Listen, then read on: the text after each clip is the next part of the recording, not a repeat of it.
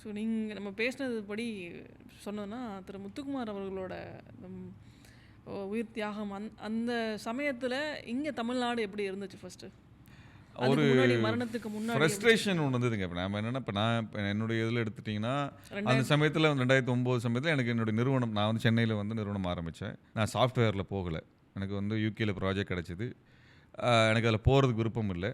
நான் இங்கே ஓவியம் ப்ராக்டிஸ் பண்ணணும், கலை இலக்கியத்தில் ப்ராக்டிஸ் பண்ணணும், திரைத்துறையில் ஒர்க் பண்ணணும் அப்படின்னு சொல்லிட்டு நான் ஸ்கிரிப்டெல்லாம் தயார் பண்ணிவிட்டு, அப்புறம் நான் ஒரு க்ரியேட்டிவ் ஏஜென்சி மாதிரி அப்புறம் பண்ணி, அதுக்கப்புறம் நான் MBA படித்து அதுக்கான வேலைகளில் இருந்து MCA முடிச்சுட்டு MBA பண்ணிவிட்டு, அதுக்கப்புறம் அதுக்கான நிறுவனத்தை ஆரம்பித்து, அதில் வந்து வீட்டில் சண்டையை போட்டு வந்து இங்கே இருந்து இங்கேயும் யாரையும் தெரியாது, கையில் முதலீடும் கிடையாது, சின்ன சின்ன வேலைகளாக செஞ்சு அதிலிருந்து கம்பெனியை பில்ட் பண்ண ஆரம்பித்தேன். நான் முதல்ல எனக்கு கிடைச்ச ஆர்டர் வந்து என்னென்னா, ஒரு முன்னாடி விலாஸ் ஹோட்டலுக்கு இன்றைய ஸ்பெஷல் எழுதுகிற போர்டு எழுதுகிற ஆர்டராக கிடச்சிது. அப்படிலாம் செஞ்சு பண்ணி ஒரு நிறுவனம் வந்து ஒரு 7 வருஷத்தில் உயர்ந்த இடத்துக்கு வந்தது. சென்னையில் முக்கியமான நிறுவனங்களோ ஒரு நிறுவனமாக என் நிறுவனம் வந்து அட்வர்டைசிங் ஏஜென்சி மாதிரியா? Creative agency, consulting agency. Basically வந்து ஒரு நிறுவனத்தை எப்படி வந்து நீங்கள் அடுத்த கட்டத்துக்கு நகர்த்துறது.